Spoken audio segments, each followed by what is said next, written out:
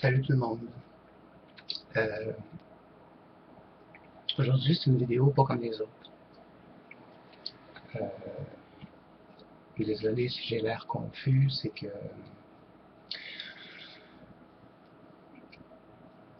vous savez, ça fait quand même 2 ans que j'aide les gens et que je prends la peine de les écouter. Je prends la peine de parler avec eux, que je prends la peine bref, de tout faire pour les gens. Aujourd'hui, c'est à mon tour de parler. C'est à mon tour de parler parce que j'ai comme j'ai comme un trop plein, puis ça me, ça me démolit vraiment, et ça n'a rien à voir avec le groupe, ça n'a rien à voir avec ce qui s'est passé dernièrement. C'est c'est vraiment concernant moi-même. Vous savez, je vous ai toujours dit que je n'avais pas une grosse santé. Ça, tout le monde le sait. Donc, une des raisons pour laquelle j'ai ouvert le groupe Le Messager de l'au-delà. Et puis, bon, peut-être que certains d'entre vous le savent, d'autres non. Vous savez, j'ai des enfants. Et puis, ça fait environ 4 ans que je me bats pour avoir la garde de ma fille. Je l'ai eu 2 ans avec moi ici. Et puis, le département de jeunesse, département, euh, ce qu'on appelle ici la DPJ, département de centre de jeunesse là, pour les jeunes, soit en difficulté ou quand les parents sont en difficulté. Bon, euh, ils ont décidé de la remettre à la mère. Bon, bien entendu, étant donné que c'est la mère biologique et qu'elle avait quand même la garde euh, légale, elle devait retourner auprès de chez sa mère, bon, après 2 ans, à la demande de la mère. Ceci dit, il y avait quand même des conditions que la mère devait se déplacer moitié chemin, parce qu'il y a quand même une bonne distance de ville entre ma région à moi et euh, ma ville natale. Et puis, il y a environ 500 km qui séparent. Ensuite de ça, euh, bref, il y avait des conditions qui devaient se respecter. Les téléphones, les visites, les vacances, et bref, tout ça. Et puis, malheureusement, la mère de son côté n'a jamais respecté ce côté-là. Euh, n'a jamais respecté les visites, n'a jamais respecté ce qui devait être respecté, sauf les téléphones, bien entendu. Donc, toutes les semaines, telle journée, je devais l'appeler, je devais appeler ma fille et tout ça. Et puis, entre-temps, moi, je me suis séparé et tout ça, et puis, j'ai comme sombré dans une dépression plus forte. Et puis, on m'a diagnostiqué borderline, ce qui veut dire en français trouble de personnalité limite. Bref, j'ai quand même continué les contacts. J'ai quand même continué les contacts avec mes filles, tout allait bien, jusqu'à ce que je commence une thérapie, parce que j'étais quand même trop bas. Euh, Vous savez, malgré le fait que j'ai le messager et tout ça, moi aussi j'ai mes problèmes, moi aussi ça va pas, là. Tu sais, je veux dire, j'ai l'air de rire, j'ai l'air d'une personne qui a une joie de vivre, puis que bon, tout va bien dans ma vie, mais c'est autre chose, c'est que ce n'est qu'une façade. Bref. Puis vous savez, là, ça fait 1 an jour pour jour. Bon, ce qui fait un total de 4 ans quand même, mais depuis un an, jour pour jour, peut-être un petit peu plus, là, euh, je me bats plus fort pour ma fille. Ce qui veut dire qu'il y a eu un signalement l'année dernière. Et moi, j'ai demandé au centre jeunesse qui s'occupait du dossier de ma fille, je leur ai demandé si je pouvais récupérer ma fille. Ils ont refusé. Ils ont refusé ma demande. Versus le fait que je n'avais pas vu ma fille durant les années précédentes. J'ai expliqué mon cas. J'ai pris la peine de parler avec l'intervenante en question. J'ai expliqué mon cas. Je lui ai dit, écoutez, la distance qui nous sépare, c'est quand même difficile. L'hiver, c'est plus difficile. Si, exemple, la voiture brise, bon, ça donne au moment que, bon, les transports en commun, euh, pour la distance, bref, ici, c'est compliqué. Euh, Ici, je pour vous faire une petite parenthèse, là, pour les Québécois, ils vont comprendre ce que je veux dire. Ici, nous avons certains transports en commun. Nous avons l'autobus qui va voyager d'une ville à l'autre. Il y a aussi ce qu'on appelle des gens, des particuliers qui offrent des services de transport d'une ville à l'autre. Sauf que ça va selon le déplacement, ça va selon la journée et tout ça. Donc, c'est plus difficile. Donc, nous, ici, on a comme deux choix. Soit qu'on paye le plein prix pour prendre l'autobus, sauf que c'est très long. Donc, exemple, juste pour me rendre, moi, de la ville où je vis, aller jusqu'à ma ville natale, c'est environ 5 heures, voire même 6 heures de route. Euh, Tout dépendant si c'est l'express. L'express, en fait, ça prend un peu moins de temps. Ça peut aller 3 heures, 4 heures avec le rallongement pour ma vie natale. Dans le fond, c'est un heure de moins. Bref, voilà, ça c'est la parenthèse pour vous expliquer un peu comment ça fonctionne le transport. C'est sûr que le transport en commun dans chaque ville, mais pour les longues distances, c'est un petit peu plus compliqué. Donc, par le fait même que je ne pouvais voir ma fille, bon, je me suis séparé, on m'a diagnostiqué borderline, trouble de personnalité limite et tout ça, on m'a privé d'avoir ma fille à mes côtés. Puis le pire dans tout ça, c'est que je l'ai eu. Je l'ai eu 3 ans auparavant, je l'ai eu. Donc, je ne sais pas si vous voyez un peu là, comment ça fonctionne pas leur logique. Là. Et puis j'ai mentionné l'effort dans les dossiers pour leur dire, écoutez, je suis quand même un père responsable, je suis une personne responsable. Ma fille, quand je l'ai eue, moi ici, elle était chambardée, elle était démolie, elle s'automutilait, euh, elle a failli bon, ben, elle avait passé à l'acte. En fond, elle voulait se pendre avec son petit pyjama. On l'a surpris juste à temps parce que elle en avait assez, elle en avait marre de tout ça. Elle comprenait pas pourquoi que sa mère avait agi ainsi. Et puis, elle nous avait avoué également, malgré son jeune âge, qu'elle avait eu des attouchements sexuels. Ça, on n'a pas pu le prouver malheureusement, parce qu'ici au Québec, tant aussi longtemps qu'il n'y a pas de preuves concrètes, ils ne peuvent rien faire. Aux États-Unis, c'est le contraire. Tu es coupable jusqu'à preuve du contraire. Ici, au Canada, t'es non coupable jusqu'à preuve du contraire. Donc si quelqu'un t'accuse, tu vas prouver, dans le fond, ton innocence, là, comme dans le fond, tu n'es pas coupable, mais tu dois quand même te défendre. Tandis que aux États-Unis, tu dois prouver ton innocence. Donc, bref. Donc, cette histoire-là va passer comme dans le vide. Donc, ça, c'est une première étape qui a été très difficile pour elle. Et puis, elle nous en a parlé. Et puis, on a essayé, on en a parlé ici avec le centre jeunesse pour enfants ici dans ma région, quand je l'avais dans le temps. J'ai expliqué tout ça. Tout ce que je vous dis là, c'est toutes des choses que j'ai expliquées à l'intervenante. Et ça, il y a un an. Et puis, ça a resté comme ça.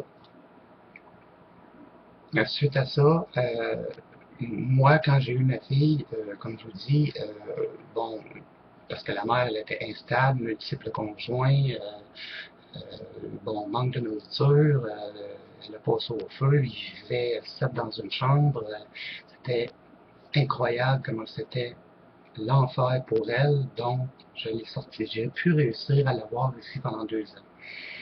Et puis, tu sais, j'ai pu la remonter, j'ai pu faire d'elle une petite fille de son âge, parce que quand je l'ai eue, elle avait 4 ans, donc elle est partie, elle s'en allait sur ses 7 ans. Donc, pendant ces 2 années-là, j'ai pu comme la reforger pour qu'elle puisse avoir une enfance normale. Et puis ça, j'ai travaillé fort pour ça.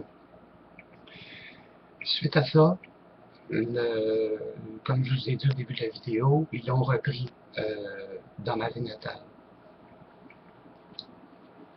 Ensuite, euh, l'année dernière, quand ils m'ont appelé, bon, je leur ai expliqué ce que je vous expliquais là. Malheureusement, ils ne pouvaient pas me l'envoyer. 3 mois après, bon, je vous donne un exemple, je reçois la lettre en mai. Il n'y avait pas de décision qui avait été prise, donc en juillet, je reçois une lettre pour dire que ma fille est en famille d'accueil. Elle avait été mise euh, depuis fin mai. Vous voyez comment est-ce que c'est? Dans le fond, leur décision était déjà prise de la mettre en famille d'accueil sans que moi je sois avisé. Donc, pendant un an, aller jusqu'en juillet, qui vient tout juste de se terminer, je reçois un appel, une intervenante me disant que ma fille a eu des attouchements sexuels par son demi-frère, ben son frère en fond, parce que c'est quand même le même flot que la mère. Donc, de la mère, je veux dire, dans le sens que la mère s'est absentée, et puis la mère s'est absentée et le frère qui gardait ma fille, en fait, qui elle est rendue à 10 ans aujourd'hui, euh, il en a comme profité pour, bon, lui baisser les culottes et tout ça. J'ai le rapport aussi, j'ai un rapport là, qui a été fait de la ville euh, où c'est qu'elle est présentement. C'est dégueulasse ce qui est écrit dessus. Et tout ça s'est passé en décembre 2013. Et j'ai su cela qu'en juillet 2014. Pensez-y 2 secondes. 7 mois après.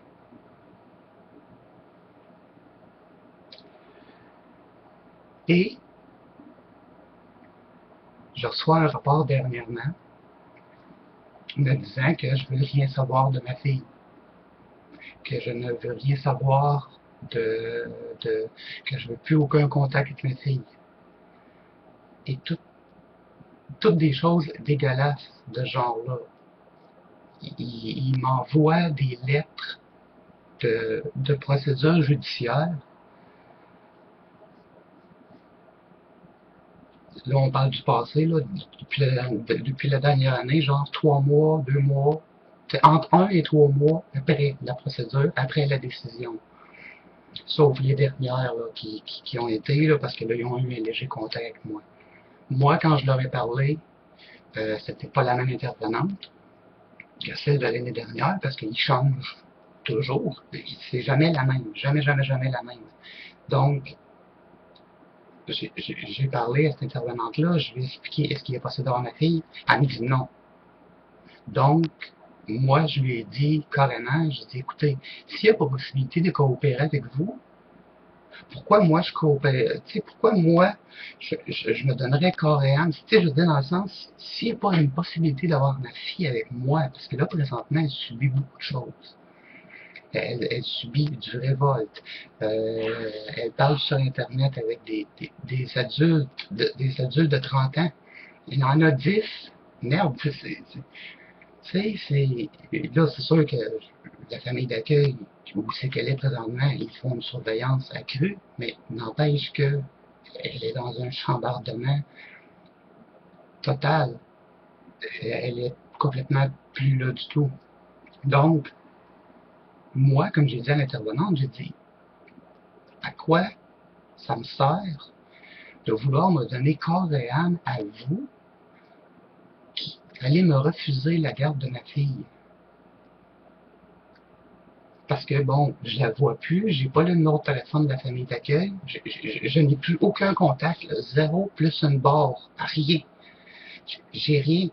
Puis, il faudrait que moi, je fasse toutes les démarches, que je me déplace à 500 km et que ça me coûte les 2 yeux de la tête et que j'ai déjà, présentement, pas les moyens financiers pour ça.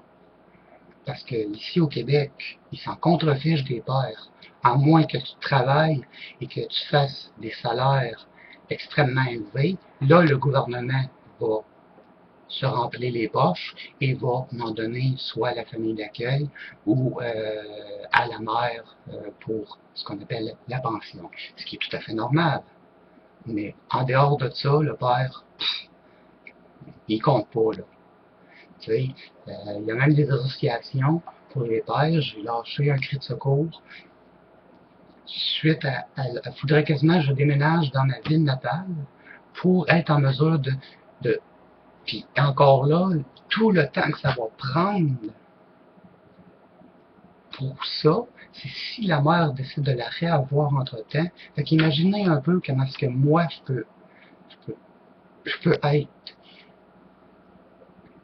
Pour réavoir ma fille, il faudrait que je déménage dans ma ville natale, que je reprenne contact petit peu par petit peu avec ma fille, que je puisse la voir, bien sûr, sous surveillance, sans oublier là-dessus que, suite aux mensonges que le centre jeunesse raconte, c'est sûr que eux, ils doivent quand même avertir la famille d'accueil. Donc, ma fille se sent abandonnée par son père suite à ces mensonges-là. Donc, je passe pour quoi? Pour un père irresponsable, puis je passe pour un père qui veut rien savoir de ses enfants. Je trouve ça dégueulasse et ignoble. Je ne sais pas s'il y a quelqu'un d'entre vous qui a une idée de génie ou quoi que ce soit, mais s'il vous plaît, faites-le moi savoir parce que ça n'a plus de sens. Ça n'a plus de sens du tout. Je suis découragé, je suis carrément démoli de voir que la justice québécoise se contrefiche d'un père qui essaye de dire, non seulement de dire ce qu'il pense, mais que c'est pas tenu compte parce qu'il change d'intervenant souvent. Puis quand il change d'intervenant, ce qui a été écrit avant tombe dans les oubliettes. Et puis ils savent ce que j'ai fait pendant les 2 années que ma fille elle a été ici. Ils savent que j'ai quand même eu des contacts téléphoniques et tout ça. Il y a tellement eu de mensonges dans toutes ces années-là avec la mère, et en plus j'ai reçu des menaces de mort du conjoint de madame, qui se trouvait être mon ex, la mère de ma fille. J'ai eu des menaces de mort. Donc, tout ça mis ensemble, ouf, énorme.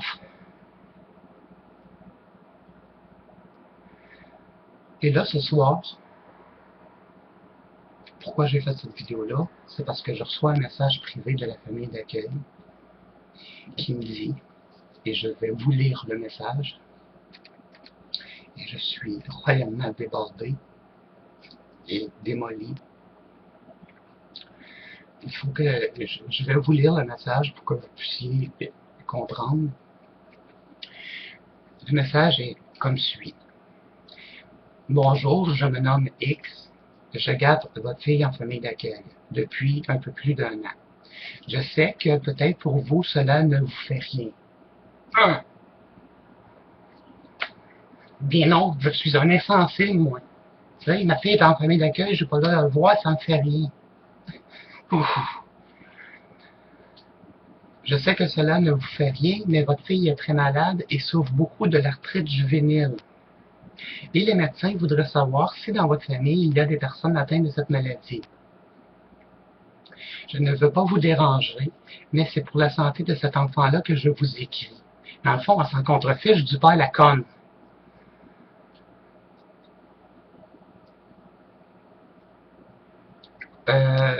Bon, c'est ça. Je ne veux pas vous déranger, mais c'est pour la santé de cet enfant-là que je vous écris. Je ne... que je ne veux pas vous déranger, mais c'est pour la santé de cet enfant-là que je vous écris. Euh, je ne veux vous déranger dans rien, mais juste me répondre pour pouvoir la soulager un peu. Ils ont tous mes dossiers, ils ont toutes ces informations-là. Bref. Je vous remercie beaucoup de me donner une réponse pour cet enfant-là qui n'a pas demandé de venir au monde avec une telle maladie.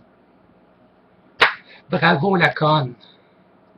Je suis quoi, moi, un tas de merde? Tu sais, je sais pas, là, si vous comprenez un peu le sens du message, là, mais la façon qu'elle écrit, là, c'est comme, tu sais, désolé, je veux pas vous déranger, mais c'est pour tu sais, c'est pour la santé de cet enfant-là.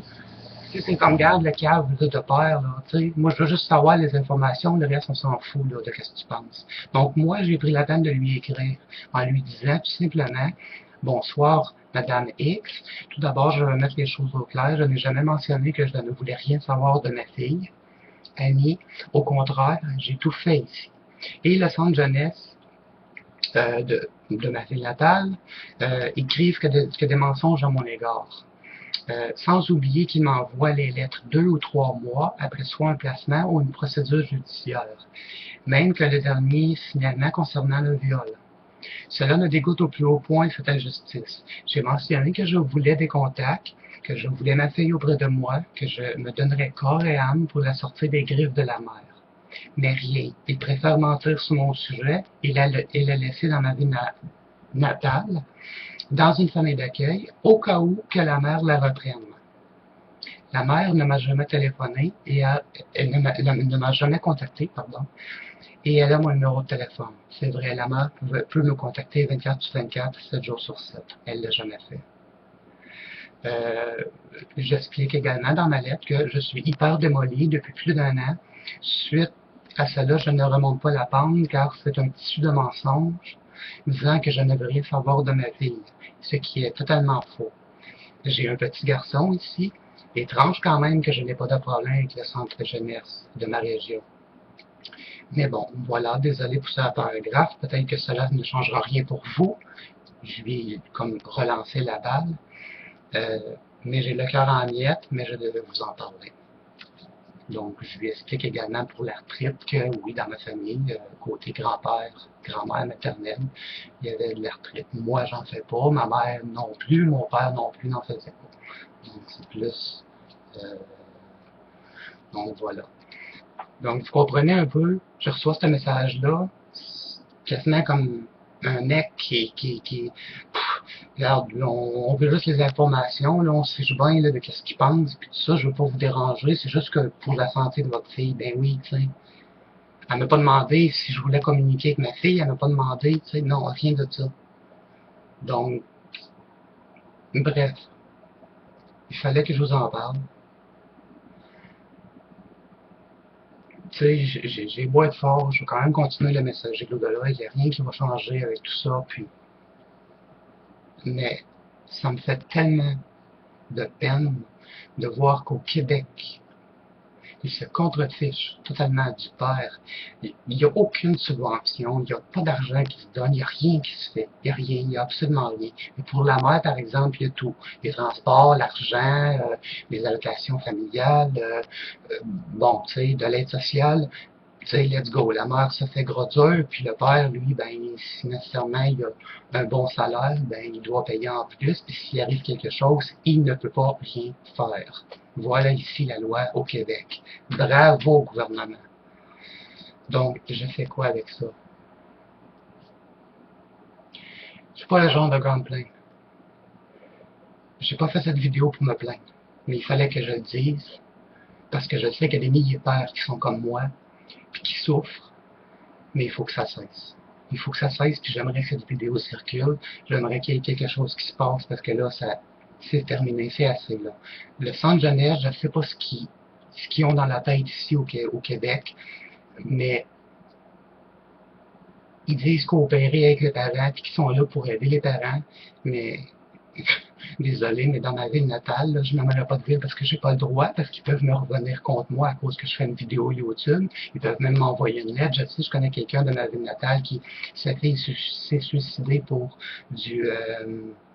de l'intimidation, et puis il a fait une vidéo, et à cause de Facebook et tout ça, il a reçu une lettre pour passer en justice. Imaginez ici comment c'est dégueulasse. Le mec veut que l'intimidation cesse au Québec, parce que sa fille s'est suicidée, et puis le mec a des problèmes à cause de ça.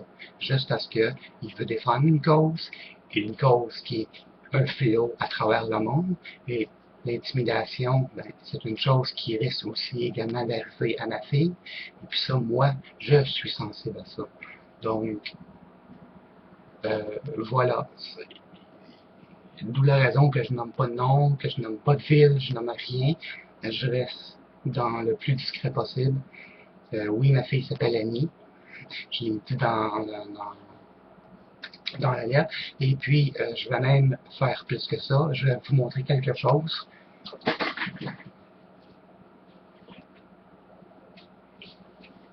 C'est une photo de quand j'avais ma fille ici, dans ma région.